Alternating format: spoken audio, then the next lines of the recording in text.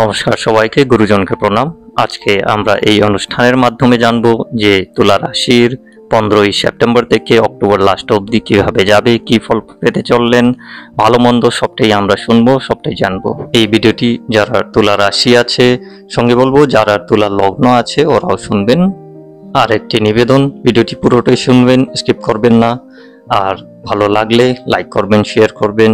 যারা নতুন সাবস্ক্রাইব করে ফেলবেন, সঙ্গে টাইপ করবেন হর হর মহাদেব।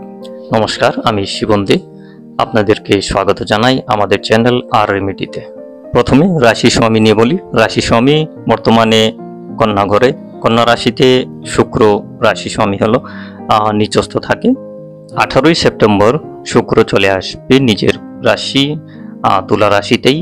এই তুলা রাশিতে শুক্র যখন আসবে এই সময়টি সব থেকে ভালো থাকবে তুলা রাশির জন্য।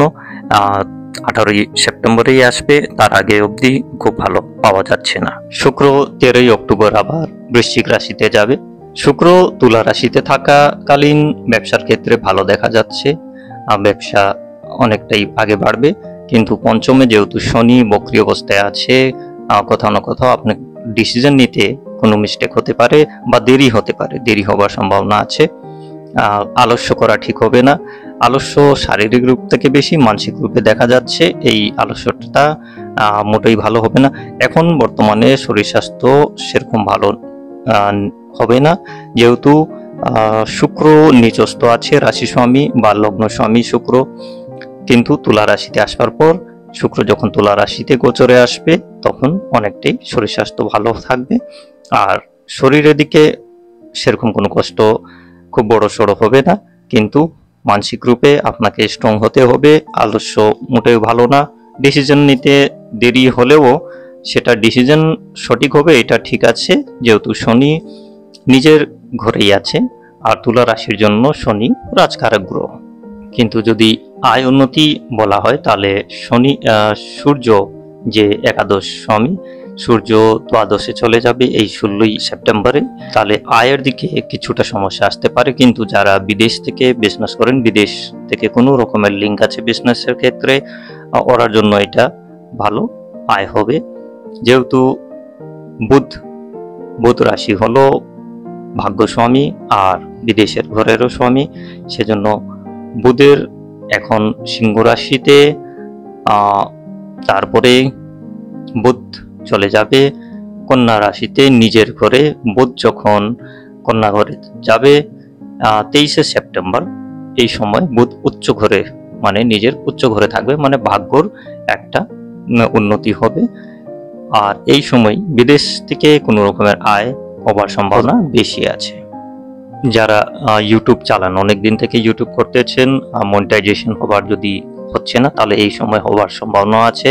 বা যদি $100 হলো না, এই সময় $100 হবারও সম্ভাবনা দেখা যাচ্ছে। প্রফেশনাল লাইফে যারখানেও আপনি জব করেন সেখানে একটু চাপ থাকবে। আলস্য করা মোটেও ভালো হবে না, যেহেতু পঞ্চমে শনি বক্রী অবস্থায় আছে। কোথাও না কোথাও দেখা যায় আপনি একটু দেরিতে ডিসিশন নিচ্ছেন, আর একটু আলস্য, মানসিক আলস্য এটা হবার সম্ভাবনা আছে। কিন্তু প্রফেশনাল লাইফে এটা চলবে না। বস না হলে আপনার উপরে প্রশ্ন থাকবে না। শেষের দিকে আমি কিছু উপায় বলবো, সেটা অবশ্যই করবেন, তাহলে বিজনেসের ক্ষেত্রে হোক বা প্রফেশনাল লাইফে হোক, পড়াশোনার ক্ষেত্রে হোক, সব দিকেই কাজ আসবে। মঙ্গল এখন ভাগ্যস্থানে আছে, মঙ্গল মিথুন রাশিতে আছে। এই মঙ্গল ভাগ্যস্থানে থাকা মানে ভাগ্য বিড়ম্বনা কোথাও না কোথাও দেখা যাচ্ছে। কিন্তু যখনই ভাগ্য স্বামী নিজের উচ্চ স্থানে যাবে তাহলে ভাগ্য উন্নতি হবে। কিন্তু তার আগে মঙ্গল আছে, মঙ্গল থাকবে 20 অক্টোবর অবধি। তাহলে কি করবেন, বুধকে আরো স্ট্রং করলে বেশি ভালো হবে। সেই আমি শেষের দিকে কিছু উপায় বলবো, সেটা শুনবেন। এমনি মঙ্গল হলো সপ্তম ঘরের স্বামী আর দ্বিতীয় ঘরের স্বামী, যেটা বিজনেসের জন্য খুবই উত্তম। আর ত্রিকোণে আছে, এদিকে ভালো দেখা যায়। তাও বলা হয় মঙ্গল ভাগ্যস্থানে মিথুন রাশিতে থাকলে ভাগ্য বিড়ম্বনা পাওয়া যায়। বিবাহিক জীবনে কিছুদিন সমস্যা থাকবে, যেহেতু শুক্র নিচস্থ ঘরে। কিন্তু 18ই সেপ্টেম্বর থেকে শুক্র যখন তুলা রাশিতে আসবে বিবাহিক জীবনে ভালো দেখা যাচ্ছে। সপ্তম স্বামী ভাগ্যস্থানেও আছে। যদি কোনো রকমের সমস্যা থাকে, সে বিবাহিক জীবন শুধু বলবো না, বিজনেসের ক্ষেত্রে হোক বা অন্য কোনো ক্ষেত্রেও হোক, তাহলে নিজের গুরু আশ্রমে যাবেন। যদি গুরু ধারণ করা থাকেন তাহলে গুরু আশ্রমে গেলে অনেকটাই ভালো হবে। বিবাহিক জীবনের বলেন বা প্রফেশনাল লাইফে বলেন বা বিজনেসের ক্ষেত্রে এটা ভালো হবে। এমনি বিবাহিক জীবন মোটামুটি ঠিকঠাকই আছে, কিন্তু যারা নারী, যারা ফিমেল আছেন, ওরার জন্য বিবাহিক জীবনের জন্য ওরা বৃহস্পতিকে দেখা খুব দরকার। বৃহস্পতি এখন অষ্টমে, এই জায়গাটায় একটু সমস্যা দেখা যাচ্ছে। কিন্তু শেষে যেটা উপায় বলবো বা আমি যেটা বলে ফেলছি যে গুরু আশ্রম যাওয়া এটা খুবই ভালো উপকার হবে বিবাহিক জীবনে যদি কোনো অশান্তি থাকে। যারা প্রেম জীবনে আছেন ওরার জন্য বলি, আমি খুব ভালো পাচ্ছি না। শনি বক্রী অবস্থায় 15ই নভেম্বর অবধি থাকবে।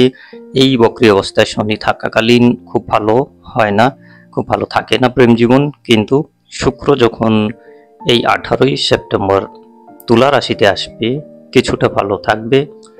তার আগে বা তারপরেও খুব ভালো পাচ্ছি না। এখন শিক্ষার ক্ষেত্রে বলি, এডুকেশনাল লাইফে দেখা যাচ্ছে যারা স্কুল জীবনে আছেন বা কলেজ লাইফে আছেন খুব ভালো দেখা যাচ্ছে না। পড়াশোনাও অনেক রকমেরই বাধা থাকবে, সে শারীরিক বাধাও আছে, অন্যান্য বাধাও থাকবে, বিলম্ব হওয়া এটাও আছে। কিন্তু আরও উচ্চ শিক্ষা যারা নিচ্ছেন যেরকম পিএইচডি লেভেলে, ওরার জন্য মোটামুটি ভালো আছে, খুব খারাপ না। উচ্চশিক্ষার ক্ষেত্রে যদি বিদেশ যাওয়ার ইচ্ছা থাকে তাহলে এই 23শে সেপ্টেম্বর পর অনেক বেশি চান্সেস আছে। এখন শরীর স্বাস্থ্য নিয়ে বলি, শরীর স্বাস্থ্যের দিকে দেখা যাচ্ছে কোমরে ব্যথা এই 16ই সেপ্টেম্বর পর অনেক বেশি দেখা যাচ্ছে। পেটে কোনো যন্ত্রণা হওয়া এটাও আছে। রাহু গ্রহ ষষ্ঠে রাহু ভালো ফল দেয়, কিন্তু রাহু মীন রাশিতে আছে আর শনির নক্ষত্রে আছে। অনেকবার এই সময় দেখা গেল যে রাহু শনির নক্ষত্রতে আসাতে অনেক রকমেরই সমস্যা এই পুরো সমাজেই হচ্ছে। কোনো দুর্ঘটনা হোক বা বড় অনেক রকমেরই কাণ্ড হলো। সেজন্য এই রাহু যতদিন শনির নক্ষত্রতে আছে খুব ভালো পাওয়া যাচ্ছে না। শরীর স্বাস্থ্যের দিকে বলেন বা অন্যান্য কোনো রকমের ঘটনা এটা হবার সম্ভাবনা থাকে যায়। যেহেতু রাহু ষষ্ঠে আছে, রোগে ভুগবেন, কিছুটা ওষুধপত্র দরকার পড়বে, ফার্মাসিস্টের কাছে গিয়ে ওষুধ কিনা এসব থাকবে। যদি কোনো বড় সমস্যা দেখা যায় তাহলে ডাক্তার অবশ্যই দেখাবেন। বাবার শরীর স্বাস্থ্যতে অনেক রকমেরই সমস্যা আসতে পারে। সঙ্গে এটাও বলবো, আপনার কোনো রোগ এরকমও থাকতে পারে বা বাবার কোনো রোগ এরকম থাকতে পারে যে ডক্টর ধরতে পারতেছে না, টেস্টের পরও পাওয়া যাচ্ছে না, এটাও আছে। এখন কিছু উপায় বলি যেটা করলে আপনার জন্য অনেকটাই ভালো যাবে এই সময়গুলো। মূল উপায় হলো যে বজরংবলীকে বেসনের লাড্ডু অর্পণ করা, আর পারলে গরিবকে বেসনের লাড্ডু সেই প্রসাদ রূপে খাওয়াবেন। রাস্তার কুকুরকে রুটি খাওয়ানো বা পাখিকে খাওয়ানো এটা আপনার জন্য খুব ভালো হবে। বুধবার করে সবুজ ড্রেস পরবেন, সবুজ কাপড় পরবেন। নিজের ঘরের ভিতরে দক্ষিণ পশ্চিম দিক, যেটা দক্ষিণ পশ্চিম দিকে কোনো রকমের নীল কাপড় বা নীল কোনো বস্তু বা নীল কালার রাখবেন না। আজকে এখানেই শেষ করি। যাবার আগে আবার নিবেদন করব, ভিডিওটি ভালো লাগলে লাইক করবেন, শেয়ার করবেন, সাবস্ক্রাইব করে ফেলবেন আর সঙ্গে টাইপ করবেন হর হর মহাদেব। ধন্যবাদ।